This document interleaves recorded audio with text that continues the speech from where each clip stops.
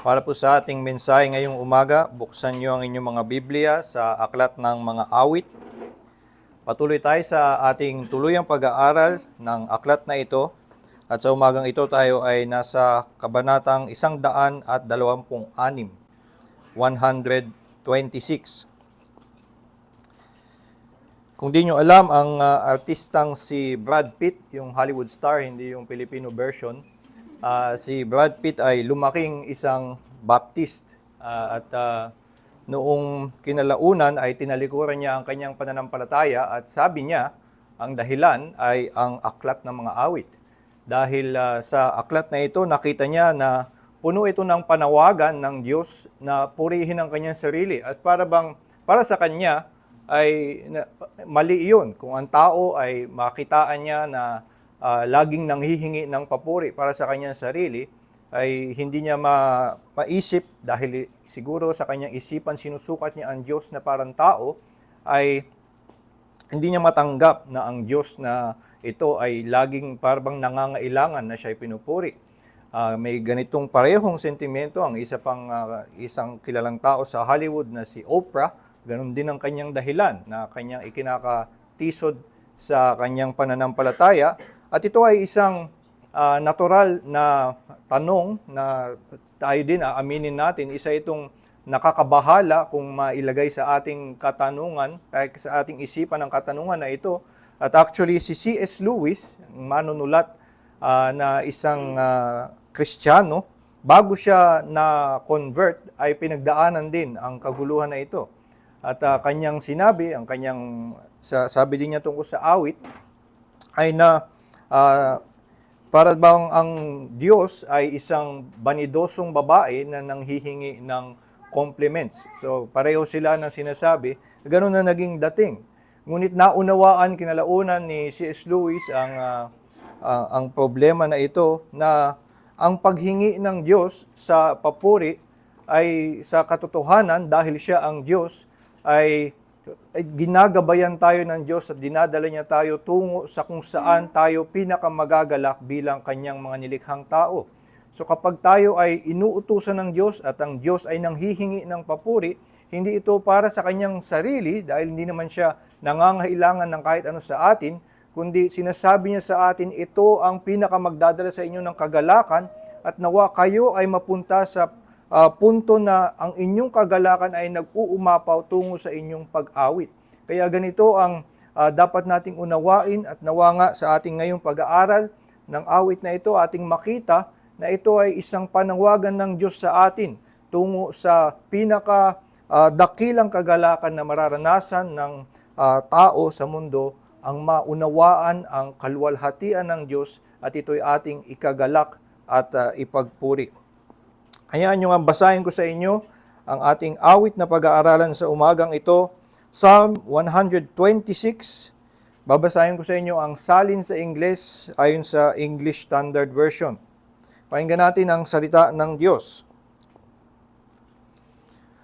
When the Lord restored the fortunes of Zion, we were like those who dream.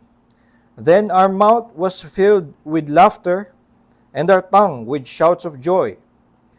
Then they said among the nations, the Lord has done great things for them. The Lord has done great things for us. We are glad.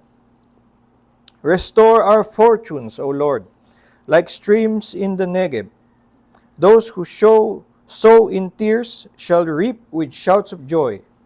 He who goes out weeping, bearing the seed for sowing, shall come home with shouts of joy, bringing his sheaves with him. Pagpalain nawa ng Diyos ang pagkabasa ng kanyang salita, tayo po ay sandaling manalangin. Ama naming Diyos, bilang inyong mga niligtas mula sa iyong biyaya, mula sa aming mga kasalanan, kami nga ay nagnanais na sa aming buong buhay, ikaw ay pasalamatan, sambahin at paglingkuran. Sa oras na ito, kami nga ay nagpapahinga sa araw na inyong itinakda at kasama ng ibang mga mananampalataya, kami ay naghahangad na maliwanagan mula sa inyong salita, mabuksan ang aming isipan sa bagong katuruan na magpapakita sa amin ng higit na kaluwalhatian na nais naming mas lalong maunawaan at nang sa gayon ay madagdagan ang aming pasasalamat, ang aming kagalakan at mapataas ang aming papuri at pasasalamat sa iyo. Tulungan mo kami sa oras na ito sa aming pakikinig ng inyong salita at sa pamamagitan ng inyong banal na Espiritu ay buksan nyo ang aming mga puso na ang aming mga maririnig ay maunawaan namin ng may pananampalataya, makita namin ang tunay na spiritual na kahulugan at ang katuparan nito lalo na kay Hesus Kristo. Ito po aming dalangin sa pangalan ni Jesus. Amen. Pinapayo na para tayo ay maiwasan ang mga disappointment ay wag na lang tayo magkaroon ng mga matataas na expectation. So, ito ay actually pinapamuhay ko. Ganito akong tao, hindi ako excitable, hindi ako masyadong kapag merong isang bagay, kahit sa mga maliit na bagay, ay binababaan ko ang aking expectations. Halimbawa, merong padating na gusto kong panooring drama, ay hindi ko tataasan ang aking expectation para lamang ako ay hindi ma-disappoint. So laging ganun kahit sa mga maliliit na bagay, ito ay aking ginagawa at tingin ko merong wisdom sa ganitong klaseng pag-iisip. Ngunit minsan maging sa mga mananampalataya, yung ganitong pag-iisip ay ina-apply na yung kanilang pananampalataya na pag-asa sa Diyos ay para bang kailangan ding bawasan para hindi sila ma-disappoint sa Diyos. At siguro ito ay laganap lalo na maging sa atin na mga reform. Dahil ang marami sa mga reform, lalo na sa Pilipinas, ay nagmumula sa background na charismatic at para bang doon sa charismatic churches na kanilang pinanggalingan ay napagod sila doon sa maiingay, may talunan, may mga banda, yung kantahan na masyadong masigla. At minsan dahil sa ating pag-unawa, nagkakaroon tayo ng mga pag-unawa ng mas malalim sa kabanalan ng Diyos, sa kaseryosohan ng pagsamba, at tama lang na medyo mabalanse ang ating pag-unawa sa ano ba ang itsura dapat ng pagsamba. Ngunit minsan ito'y napupunta sa para bang kailangan na yung ating pananampalataya ay hindi ganun kasigurado, hindi dapat nagpe-presume sa pag-ibig ng Diyos. Kailangan nating bawasan ang ating expectation ng pagpapala ng Diyos sa atin. Kailangan nating paalalahanan ng ating sarili na maghihirap pa rin tayo sa buhay na ito. So nagiging mas ganito ang emphasis kadalasan sa pagtuturo among us sa Reformed community na para bang kailangan paalalahanan na ang ating buhay sa mundo, hindi tayo susunod doon sa pangangaral ng mga health and wealth prosperity preachers na yung buhay natin kapag tayo ay naging mananampalataya ay laging magiging maganda. At ang kabilang itinuturo minsan ay na tayo ay maghihirap, hindi ka sigurado sa lahat ng bagay at sa ating pamumuhay dito tayo makakaharap ng maraming mga suliranin. At minsan ay pati ang expectation ng langit ay pinapababa. So sasabihin na yung langit, pagdating natin doon ay kailangan mo pa rin magtrabaho, wag mo isipin na aawit-awit ka lang. So yung mga ganitong klaseng pag-iisip ay nakikita natin ay nagmumula sa siguro mayroong tamang pagsusuri kung ano nga ang tunay na katotohanan, pero para bang nangangamba ang mga tao na wag masyadong umasa, baka sila ay ma-disappoint. Pero makikita natin actually sa pangangaral ng salita ng Diyos at pati sa awit na ito na sa atin na mga mananampalataya ay hinihiling ng Diyos at actually gusto niya para sa atin na tayo ay magkaroon ng matibay na pananampalataya, isang malakas na kumpiyansa na ang layunin niya para sa atin ay mabuti. Na ang Diyos ay handang magpala sa atin, na ibuhos ang lahat ng kabutihan sa atin at tayo ay magkaroon ng pag-asa na napakalaking kagalakan ang idadala sa atin ng Diyos. Ganito ang gusto ng Diyos na pananampalataya na meron tayo, nakasiguraduhan na meron tayo sa ating Panginoon.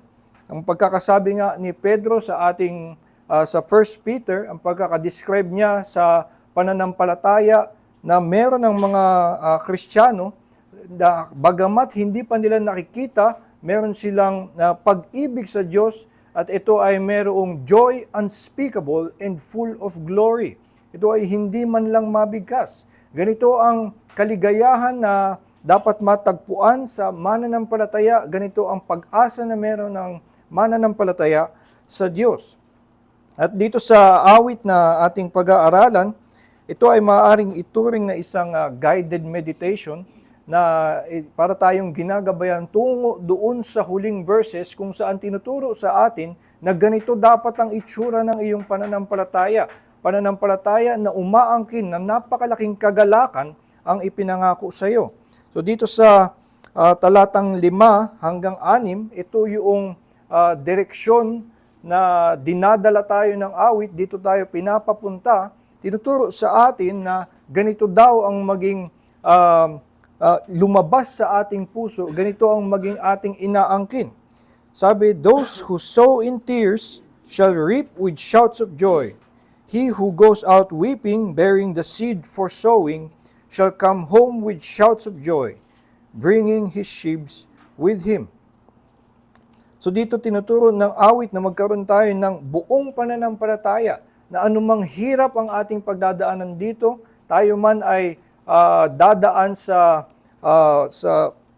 luha, sa sowing with tears, sa mourning, ang direksyon ng paggabay ng Diyos, ang ating destinasyon ay tungo sa matinding kagalakan na matatabunan ang lahat ng ating paghihirap at kalungkutan na pagdadaanan. Those who sow in tears shall reap with shouts of joy. So dito ay tayo daw ay magkaroon ng pananampalataya na sa pag-ibig ng Diyos, ang kanyang layunin ay nabuhusan tayo ng kaligayahan. Doon sa salitang those who sow in tears, baka maisip natin na ito'y nagsasabing ito ang kondisyon para ikaw ay buhusan ng kagalakan. Kailangan na ikaw ay magpagal at ikaw ay magpagal to the point of tears bago ka pagpalain ng Diyos ng matinding kagalakan. Pero ang punto actually nito ay hindi na hard work. Kung pupunta ka sa 127 ay kukontrahin na agad yung ganong pag-iisip. Dun sa susunod na awit sa unang talata, unless the Lord builds the house, those who build it labor in vain. So hindi ang punto ay na ikaw lamang ay magpagal at kung ikaw ay magpagal to the point of tears, pagpapalain ka ng Diyos ng dakilang kagalakan. Kundi ang mas punto na gustong sabihin ng mga awit dito ay na tayo ay magkaroon ng pananampalataya na tayo man ay dadaan doon sa kalungkutan, meron man tayo ngayong kalungkutan at lalabas ka ng walang para bang nanghihina ka, hindi ka sure kung meron pero maghahasik ka pa din. So lalabas ka pa rin with faith kahit na ang nasa harap mo ay mahirap, luha at pagtangis, dapat meron kang alam mo na ang kalahihinatnan mo pa rin dahil sa kabutihan at pag-ibig ng Diyos ay dakilang pag-ibig. So yun ang tinutukoy dito. Hindi na ito ang kondisyon para ikaw ay pagpalain ng Diyos. Sinasabi niya na ikaw man, bagamat ngayon ikaw ay maghihirap at luluha, ang plano ng Diyos para sa iyo ay nabuhusan kanya ng dakilang kagalakan. So ito ang tinuturo sa atin, hindi yung kailangan nating dumaan sa pagpapagal, kundi anong yaman ng kagalakan ang ibubuhos niya sa atin. At ganun kadami ang ibubuhos sa atin ng Diyos na anumang luha ang dumanak sa atin, ito ay mapapalitan ng kagalakan. Ganito ang dapat na magkaroon tayong pananampalataya, ganoong tiwala ang meron tayo, na ito ang ating kahihinatnan, anumang kalungkutan ang ating pagdadaanan. At ito'y napakahalaga na ating maunawaan na sa ating pananampalataya, sa ating pag-asa sa Diyos, hindi dapat mabawasan at hindi natin dapat para bang kontrolin o maliitin na ang yung ine-expect natin na pagpapala mula sa Diyos. Huwag natin isipin na masyado tayong nagpe-presume sa kabutihan ng Diyos o nagpe-presume sa pag-ibig ng Diyos. Hindi naman tayo karapat-dapat dahil tayo ay makasalanan. Kaya iisipin natin na maliit lang ang ating dapat tanggapin. Pero hindi nga kasi nakabase sa ating efforts ang pagpapala ng Diyos ayon sa Kanyang pinangako, ibubuhos niya nga sa atin ang Kanyang pag-ibig. Kaya tayo may katiyakan sa ating buhay, anuman ang ating pagdadaanan, ay dahil pinangako ng Diyos na ang Kanyang plano ay mabuti at pag-ibig para sa atin. Tayo ay kumapit ng buong pananampalataya sa katotohanan ito. Ito ay isang mahalagang katotohanan na maunawaan ng mga mananampalataya. At ito nga ay tinuturo sa Nehemiah chapter 8 verse 10, kung saan sinasabi, "The joy of the Lord is your strength."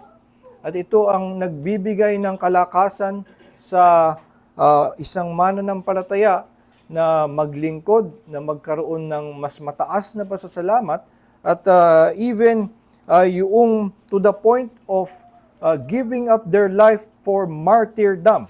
Ang nag-uudyok sa isang mananampalataya na pumunta sa ganung extreme of self-sacrifice para sila ay mabuhay para sa Diyos. Ito ay dahil sila ay merong pananampalataya na napakadakila ng kaligayahan na itinabi para sa kanila. Makikita nga natin na yung kagalakan sa Diyos, ito yung pinagmumulan ng mas mataas na papuri at pasasalamat. Kaya kung ikaw ay mas may malaking kagalakan sa Diyos, mas masigla, mas masaya ang iyong pagpupuri at pagluwalhati sa Panginoon. At kung ikaw ay meron ngang paniniwala na napakalaki ng gantimpala, napakalaki ng ipinangakong ibibigay na kaligayahan sa iyo, ikaw man ay mamatay para sa iyong pananampalataya, ikaw ay handang pagdaanan ito. Kaya nga si Pablo mismo ay ganitong magsalita, sinasabi niya sa mga taga-Pilipos na siya ay already being poured out as a drink offering. At ginamit niya yung same language kay Timothy, sa 2 Timothy, I am already being poured out as a drink offering. At ang kanyang tinitingnan na lamang ay na henceforth is a reward left for me. Bibigyan ako ng isang malaking gantimpala. At ito ay gantimpala para sa lahat ng mananampalataya. Yun ang kanyang sinabi. Na hindi lamang na dahil ako ay kakaibang espesyal na apostol, mayroong espesyal na pagpapala sa akin. Sabi niya, ang kanyang nilulook forward na sa kanyang pagkamatay ay ang gantimpala ng lahat ng mananampalataya. So, makikita natin yung gantimpala that is for all the believers, ito ay sapat para kay Pablo na siya ay maging handa na mamatay para sa pananampalataya. Kaya ngayong kanyang sabi sa mga taga-Epeso sa Acts chapter 20 verse 24, I do not care about my life, nor count it as precious as precious in itself, but if only I can finish the ministry that is allotted to me. So ito ang sinasabi, itong pinagmumulan ng lakas, maging ng martyrdom ang pagkakaroon ng kagalakan. Kaya ito sa ating pag-aaral, ang awit na ito ay gagabayan tayo paano magkakaroon ng ganitong klaseng kagalakan sa Diyos. Paano magkakaroon na tayo ay mapapaawit tulad ng sa mga salitang ito na magmumula sa ating puso na angkinin, na those who sow in tears shall reap with shouts of joy. He who goes out weeping, bearing the seed for sowing, shall come home with shouts of joy, bringing his sheaves with him. Paano mapupunta sa ganoong klasing pag-asa sa napakayamang pagpapala ng Diyos. Una ang tinuturo sa atin ng awit, isang unang hakbang para tayo ay mapunta sa ganong klaseng kumpiyansa na bubuhusan tayo ng kagalakan ng Diyos, ay alalahanin lamang natin na ginawa na ito ng Diyos.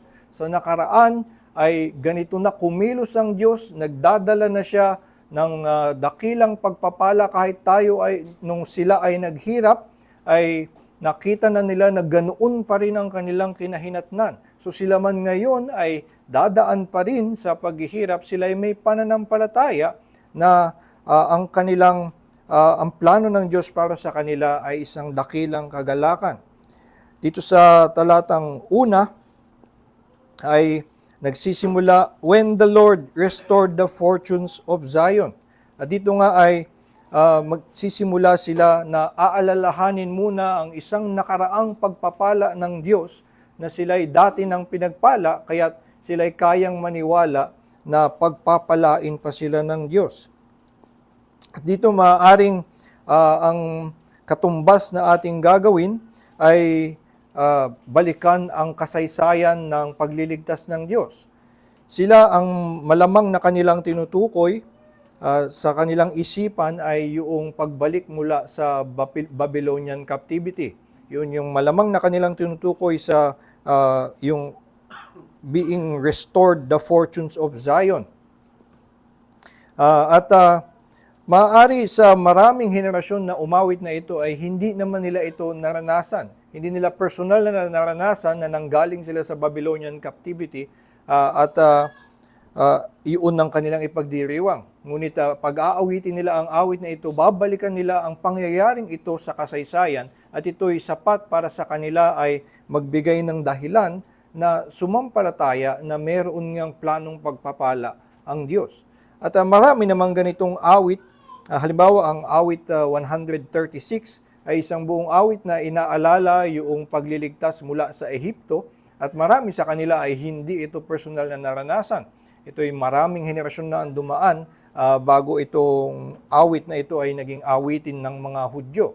At ito inaalala nila yung nangyaring ginawa ng Diyos sa kanilang mga ninuno at makita lamang nila na ang Diyos ay may ganitong layunin para sa kanyang bayan, ay meron na silang sapat na pananampalataya, mapanghahawakan na ang plano nga ng Diyos para sa kanila ay mabuti at kaya nilang makapagtiwala, dinadala tayo ng Diyos sa matinding kagalakan. So sa atin maaaring tayo din ay bumalik sa kasaysayan ng Biblia at balikan din natin yung pagliligtas ng Diyos mula sa Ehipto, yung pagbabalik ng Diyos ng mga Israelita patungo mula sa Babylonian captivity at ang lahat ng makikita nating works of redemption na mababasa natin sa Biblia, ito ay mga pagpapakita sa atin na ang Diyos ay may layunin na ayon sa pag-ibig sa ating ikabubuti at ang lahat na ito ay kanyang ipinangyayari para sa ikabubuti ng kanyang mga hinirang. At kung makita lang natin sa kasaysayan na ganito ang ginagawa ng Diyos, meron tayong dahilan, meron tayong mapanghahawakan para tayo'y magkaroon ng ganong pananampalataya na mabuti at nakapagpapaligaya ang plano ng Diyos para sa atin. Pero sa kanilang pag-iisip, sa kanilang meditation dito sa Psalm 126, ay hindi lamang yung kasaysayan o yung pangyayari sa kasaysayan ng kanilang binabalikan, makikita natin sa mga susunod na talata ay inaalala din nila yung pakiramdam, yung mismong experience na kanilang naranasan, kung ano ang pakiramdam na sila'y pinagpala. So ang kanilang description dito, we were like those who dream. Parang isang panaginip, ganun ka euphoric yung kanilang naranasan na kaligayahan na para silang nananaginip. Ganun ang kanilang pagka-describe kung gaano kagandang kagalakan ang kanilang naranasan. At sabi, then our mouth was filled with laughter and our tongue with shouts of joy. And they said among the nations, the Lord has done great things for them. The Lord has done great things for us. We are glad. Sa kanilang kagalakan daw sila'y napunta doon sa pag-aawitan, at sobrang dami ng kanilang pag-aawitan na narinig sila nung lahat ng ibang bayan, kaya't sasabihin na sa kanila, ang napakasayang bayan nito. So, ganun ka, inaalala nila na ganun katindi ang kagalakan na dinala sa kanila ng Diyos. At kaya kaya nilang maniwala na may ganoon ng plano ang Diyos ay dahil ginawa na ng Diyos dati.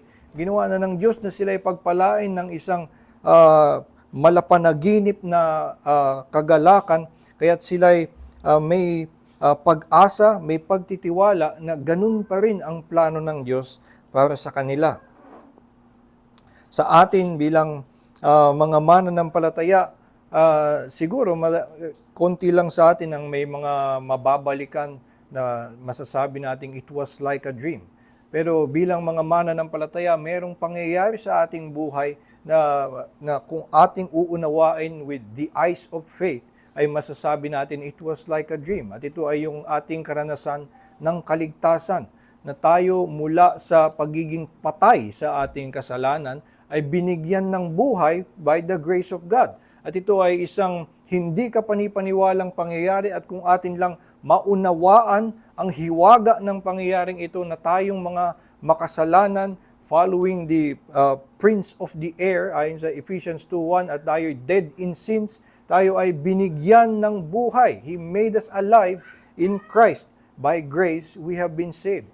Kung maunawaan natin ito, ito ay isang napakatinding kagalakan na ating maaaring panghawakan, at ito ay magbibigay sa atin ng mapanghahawakan upang tayo ay magkaroon ng matibay na pananampalataya na ang hinaharap natin, ang plano ng Diyos para sa atin, ay buhusan tayo ng napakaraming kagalakan.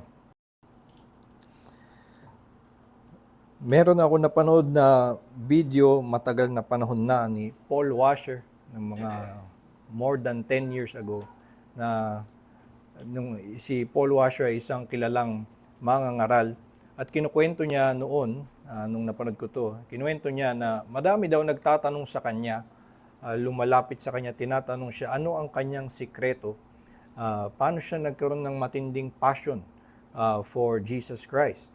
Paano kaya nagkaroon siya, kasi nakilala siya dito bilang isang passionate preacher na madalas ay naluluha sa kanyang pangangaral.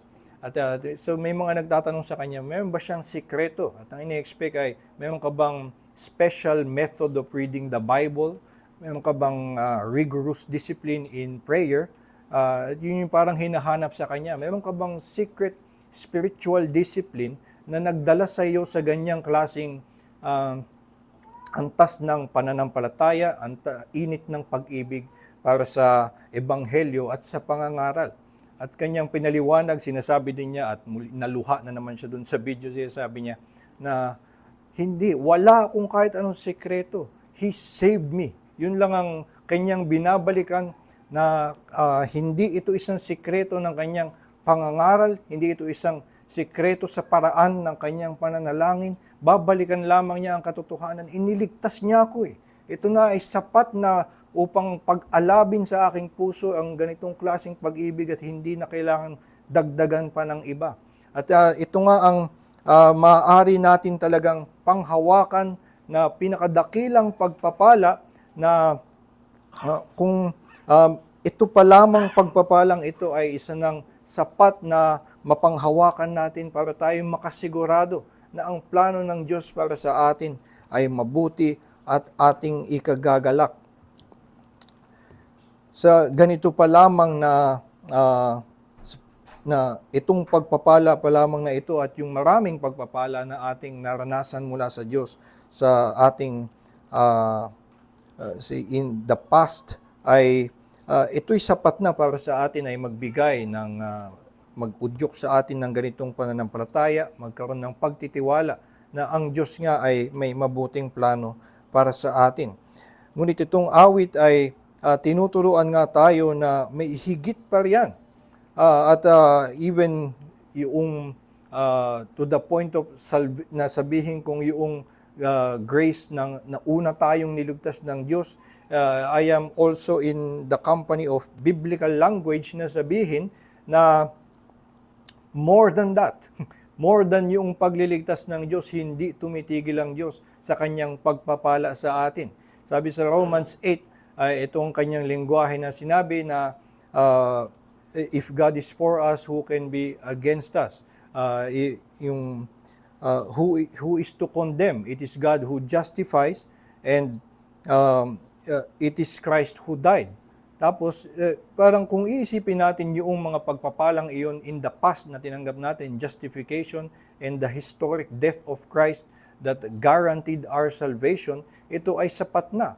Pero si Pablo, sasabihin niya, more than that, meron pang higit pa doon sa ating justification, or karagdagan pa at least, kung hindi man higit. Karagdagan pa sa ating justification at sa kamatayan ni Kristo ay na meron pang pagpapatuloy na si Kristo ay bumangon mula sa kamatayan, umakyat sa langit at walang hanggang nananalangin para sa atin. So ito ay isang patuloy na pagbuhos ng pagpapala para sa kanyang mga tinubos ng kanyang dugo. Kaya meron pang mga karagdagan na mapanghahawakan na para tayo ay mapataas ang ating pananampalataya na ang plano nga ng Diyos sa atin ay mabuti at nakagagalak sa atin. At maliban sa past blessings, tinuturuan tayo ng awit na magkaroon ng kumpiyansa sa pangako ng Diyos na glorious future. Ang ating hinaharap ay pinangako ng Diyos na magiging maluwalhati. At dahil may pangako ang Diyos, yun ang pinakabasihan kung bakit tayo ay magkakaroon ng kumpiyansa na ang plano ng Diyos para sa atin ay dakilang kagalakan. Dito sa awit, pagkatapos nilang alalahanin sa talatang 1 hanggang 3 yung kanilang nakaraan, sila magpapalit sa verse 4 at sila ngayon ay titingin sa hinaharap. At sinasabi sila ay mananalangin, tinuturuan na tumawag sa Diyos at sabi, "Restore our fortunes, O Lord, like streams in the Negev." So sa una, sila'y tumitingin sa nakaraan, ito ang ginawa ng Diyos, He restored our fortunes. Kaya ngayon, nagkaroon sila ng pag-asa na umasa ulit at humingi sa Diyos, "Do it again, restore our fortunes, O Lord." At itong makikita natin, ang lengguwaheng ito ay madalas gamitin sa prophets, itong restore our fortunes, madalas gamitin sa prophetic writings, at ito'y tumutukoy nga sa kanilang pagbalik sa mula sa Babylonian captivity. At marami ang makikita natin na kapareho ang lengguwahe, pero ang gusto kong tingnan natin ay sa Jeremiah chapter 30. Sa Jeremiah chapter 30, makikita natin doon yung mismong mga salita na ginamit dito sa Psalm 126. Sabi niya simula sa verse 2, Jeremiah chapter 30, "Thus says the Lord, the God of Israel, write in a book all the words that I have spoken to you. For behold, the days are coming, declares the Lord, when I will restore the fortunes of my people, Israel and Judah, says the Lord. I will bring them back to the land that I gave to their fathers, and they shall take possession of it." Dito nakita natin yung lengguwahe ng restore our fortunes, at itong mahabang bahagi na ito mula chapter 30 at actually hanggang chapter 32 ay patuloy na inuulit niya itong lengguwahe na ito, at ang Diyos ay nagbibigay ng napakaraming pangako kung ano ang kanyang mga gagawin. So, pagdating hanggang dun sa huli ng chapter 32, makikita natin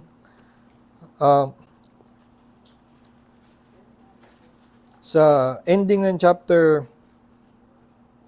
32, yung verse 44, sabi, "Fields shall be bought for money, and deeds shall be signed and sealed and witnessed in the land of Benjamin, in the places about Jerusalem, and in the cities of Judah, in the cities of the hill country, in the cities of the Shephelah, in the cities of the Negev, for I will restore their fortunes, declares the Lord." So makikita natin sa dito sa Jeremiah, mayroong pangako na ito ang gagawin ng Diyos. Bali, ang ginagawa ngayon dito sa awit na ito ay para bang binabalikan nila yung pangako ng Diyos, kanilang ginagamit mismo yung salita na ibinigay ng Diyos, I will restore their fortunes. At kaya itong kanilang ginagawa sa awit na ito ay pinanghahawakan nila yung ipinangako ng Diyos. Kaya sila sabi nila, restore our fortunes, O Lord, like streams in the Negev. At kaya ito ding lengguwahe na susunod, those who sow in tears, ito din ay nakabase actually sa kanilang paghawak sa pananampalataya. Hindi ito isang extrapolation lamang na para bang ganito ginagawa ng Diyos dati. Kaya meron na akong evidence na ganito pa rin ang gagawin ng Diyos. Meron akong reasonable certainty na itutuloy ng Diyos na ito'y gawin pa rin para sa akin. Hindi lamang ganun na nag-speculate lamang siya na dahil ganun yung ginawa niya dati, ito ay ipagpapatuloy ng Diyos. Meron siyang malinaw na sinabi, ito ang kanyang plano, ito ang kanyang gagawin. Kaya't ang awit na ito ay kumakapit lamang sa isang malinaw na pangako, at ganito ang tamang bold faith, tamang pananampalataya, ang kumapit ng buong tapang sa pangako kahit na para bang ang iyong pinagdadaanan ay hindi ka panipaniwalang mangyayari yung ipinapangako sa iyo. Doon nga sa Jeremiah, doon sa 30 verse 18 to 19 ay makikita natin kasama din sa mga ipinangako ng Diyos, chapter 30 verse 18 to 19, Behold, I will restore the fortunes of the tents of Jacob and have compassion on his dwellings. The city shall be rebuilt on its mound, and the palace shall stand where it used to be. Out of them shall come songs of thanksgiving and the voices of those who celebrate. I will multiply them, and they shall not be few.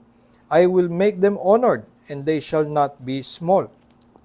So doon na yung sinasabi na dadalin sila at magkakaroon sila ng ganoong kagalakan sa pagliligtas ng Diyos na gagawin sa kanila.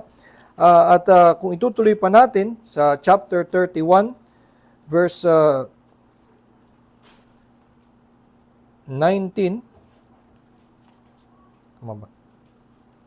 chapter 31 verse 9. Chapter 31 verse 9, sinasabi dito, With the weeping they shall come, with the pleas for mercy I will lead them back. I will make them walk by brooks of water, in a straight path in which they shall not stumble, for I am a father to Israel, and Ephraim is my firstborn. So dito ginamit yung lengguwahe ng weeping, at kung pupunta ka ngayon sa verse 13, 31:13, Then shall the young women rejoice in the dance, the young men and the old shall be merry. I will turn their mourning into joy. I will comfort them and give them gladness for sorrow. Dito ipinangako nga ng Diyos na yung kanilang kalungkutan ay magiging kagalakan. Bubuhusan sila ng Diyos ng maraming pagpapala at pag-ibig, at anumang kalungkutan ng kanilang pinagdadaanan ngayon ay mapapalitan ng kagalakan. So ang tinuturo ng awit sa atin ay na upang tayo'y magkaroon ng ganitong pananampalataya, ay hanapin lamang natin at panghawakan yung mga ipinangako niya sa atin.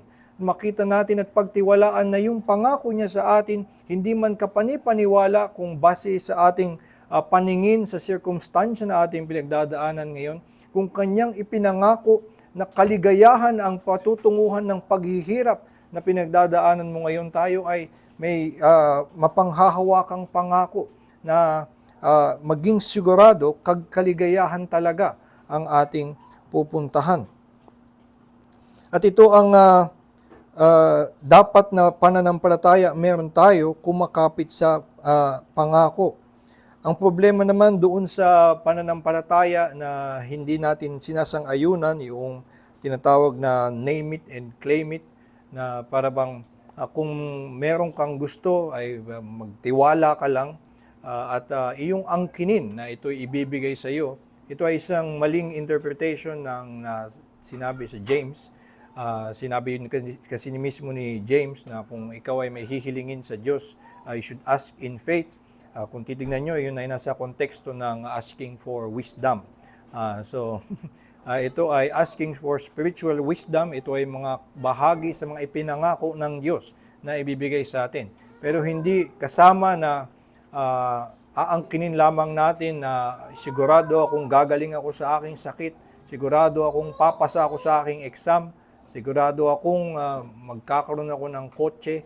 Ayun yung mga minsan, or sigurado akong magkakaroon akong boyfriend. Ito yung mga usual na example ng mga kiniklaim ng mga may ganitong pananampalataya. Inaangkin na lamang nila na kasama ito sa pagpapala ng Diyos. Kung ano man ang kanilang mga ninanais para sa kanilang sarili, ay pinaniniwalaan nilang ibibigay ng Diyos sa kanila. Pero ang tinuturo sa ating pananampalataya ay hindi yung kung ano lang ang ating naisin ay maging sigurado tayong ibibigay sa atin, kundi na kung anong ipinangako sa atin.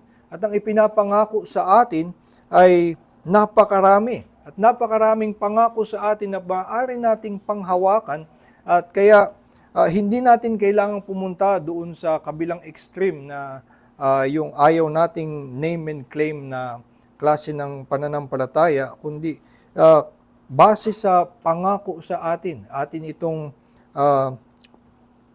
panghahawakan.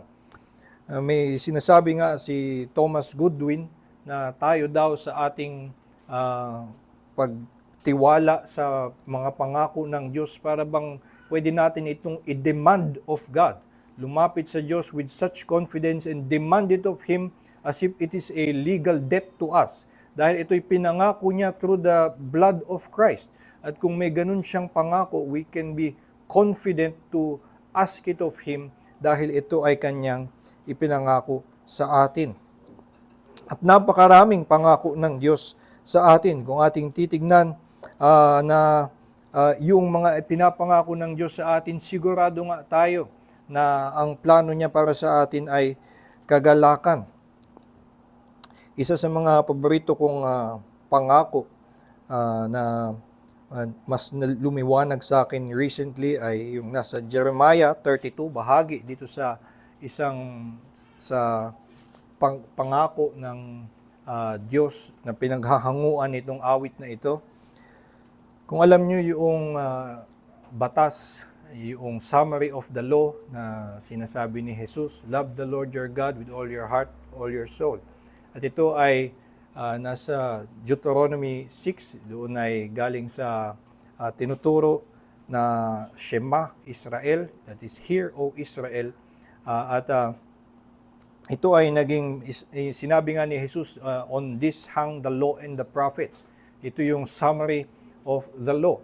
At sinasabi natin at sa ating pag-unawa, kaya hindi ito makakamit ng sino man ang hinihiling ng batas, ay dahil ito ay nanghihingi ng perfection.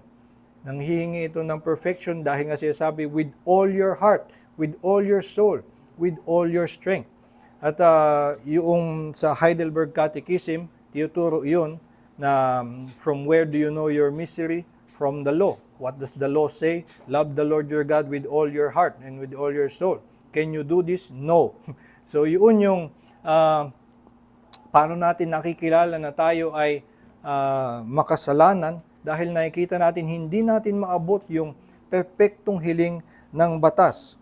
Kung titingnan natin sa Deuteronomy chapter 32, verse 40, may pangako actually ang Diyos na sinasabi niya, He will love us with all His heart and all His soul. Ito ay isang kakaibang lengguwahe na ginamit ng Diyos. Ang hinihiling niya sa tao sa kanyang batas, at sinabi niya, siya ang gagawa nun para sa atin. Sa Deuteronomy chapter 32 verse 40, sabi niya, I will make with them an everlasting covenant that I will not turn away from doing good to them. I will put the fear of me in their hearts that they may not turn from me. I will rejoice in doing them good, and I will plant them in this land in faithfulness with all my heart and all my soul.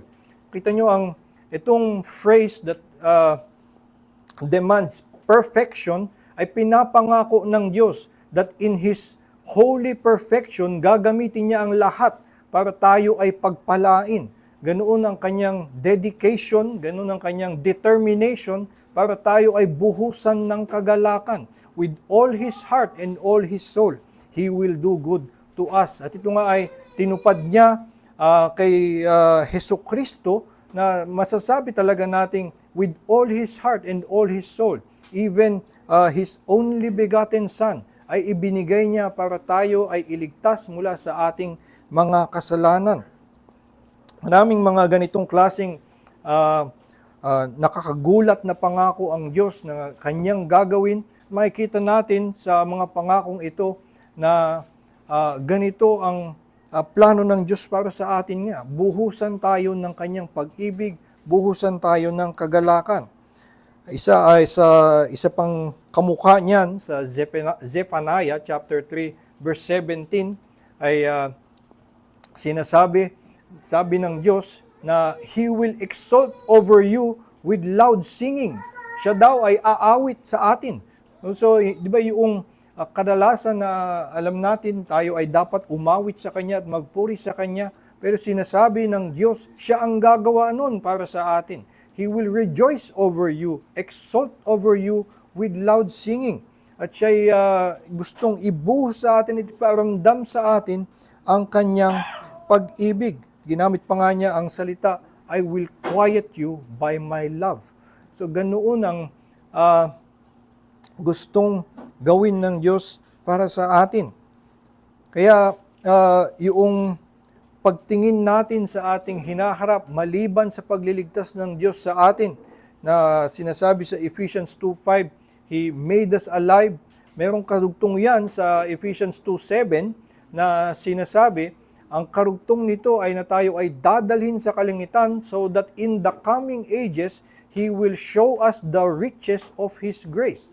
So ito ay ang plano ng Diyos para sa atin ay sa buong walang hanggang buhay natin, tayo ay bubuhusan niya ng kanyang pag-ibig. At ito nga ay karugtong ng kanyang pangako with all His heart, with all His soul. Tayo ay kanyang iibigin. Kaya't sa mga ganitong yamang pagpapala na maaari nating panghawakan, ay tunay nga meron tayong mapanghahawakan upang tayo ay magkaroon ng pananampalataya na hinihiling nitong awit sa atin.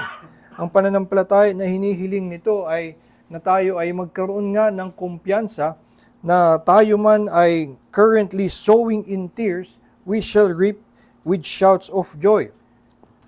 Yung kanyang description pa dito na he who goes out weeping, bearing the seed for sowing shall come home with shouts of joy, bringing his sheaves with him. Ito ay maliban doon sa ikaw ay magagalak, ay meron kang mga iuuwi. So madami ka talagang pagpapalang matatanggap dahil ganoon ang plano ng Diyos para sa iyo. Na hindi mo ini-expect, lalabas kang umiiyak at siguro ibig sabihin nun ay nanlulupaypay ang iyong pananampalataya, nang hihina, hindi ka sigurado na meron kang aanihin. Pero sabi ng Diyos at ang kanyang pangako, sigurado ka, uuwi ka ng may buong kagalakan with shouts of joy at meron ka pang mga iuuwi. Sa mga ganitong pangako ng Diyos sa atin, dapat nga lang na magkaroon tayo ng matinding kumpiyansa, katiyakan, na ang plano ng Diyos para sa atin ay mabuti at para sa ating kagalakan. At mapapansin natin, hindi nga ipinangako ng Diyos na ang buhay natin ay magiging madali. Siguro sa aspetong ito, in this sense, tama nga na yung ating pananampalataya ay hindi natin i-expect na pag tayo ay naging Kristiyano in God's love, anong paghihirap. Actually, ang pinangako ng Diyos sa atin ay maaari tayong dumaan sa napakaraming paghihirap. At paulit-ulit nga sa mga sulat ng mga apostol na sinasabi, it is very normal at huwag kayong magugulat kung kayo ay dumaan sa mga suliranin, maging sa mga persecution. So ito ang dapat nating ini-expect. Pero sinasabi ni Pablo sa 2 Corinthians na this light momentary afflictions is not worth comparing to the glory that is to be revealed. At ito ang ating inaasahan na ang pangako ng Diyos sa atin ay isang napakaluwalhating kagalakan na matatabunan itong maikling suliranin at kalungkutan na ating pagdadaanan. Nadidisappoint ang iba, yung mga hindi mananampalataya at yung mga naniniwala sa health and wealth prosperity na kapag nakikita na itong mga pangako ng Diyos ay primarily spiritual at hindi siya nangako ng health, hindi siya nangako ng wealth and prosperity. At ito ay disappointment sa iba, pero kung tayo ay may mata ng pananampalataya, ating mauunawaan, tulad na sinabi ni Pablo sa Ephesians chapter 3 verse 20, ang plano ng Diyos para sa atin ay much more than we can even ask or think. Na hindi man lang natin maiisip yung ating mga more than what we ask for or think, higit doon ang plano ng Diyos na ibuhos sa atin. Gusto niya tayong ipakita sa atin ang kanyang dakilang pag-ibig at sa pagbuhos niya ng pag-ibig sa atin sa buhay na walang hanggan. Meron tayong walang hanggan ding tumataas na kagalakan. Itong sa hawak ang mga pangako ng Diyos na ito at with the guarantee of Jesus Christ, the blood of Jesus Christ, meron tayo nga dapat tulad ng hinihingi ng awit na ito, isang pananampalataya na may katiyakan, kagalakan ang ating kahihinatnan. At kung meron tayong ganitong pananampalataya, ito ang magtutulak sa atin tungo sa mas malalim na kagalakan, mas mataas na papuri, at mas malalim na pagsamba. Tayo po ay manalangin. Ama naming Diyos, papasalamat kami sa inyong salita na nagpapaalala nga sa amin ng inyong pangako sa amin na ang plano nyo sa amin ay mabuti, ang plano nyo sa amin ay daling kami sa nag-uumapaw na kagalakan. Tulungan nyo ka kami, Panginoon, sa aming buhay na hindi malinlang ng mundo at hinaan ang aming pananampalataya sa inyo, kundi panghawakan namin ang inyong mga pangako at paniwalaan namin na sa garantiya ng dugo ni Kristo, ang inyong mga pinangako ay inyong tutuparin.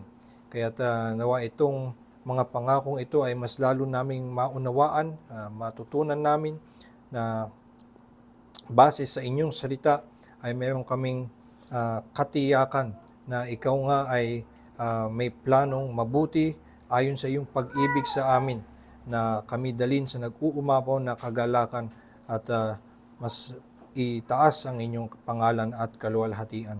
Dalangin namin, Panginoon, sa buong araw na ito, patuloy niyo pang buksan ang aming mga puso at isipan na maunawaan ang lalim ng inyong kabutihan at pag-ibig para sa amin.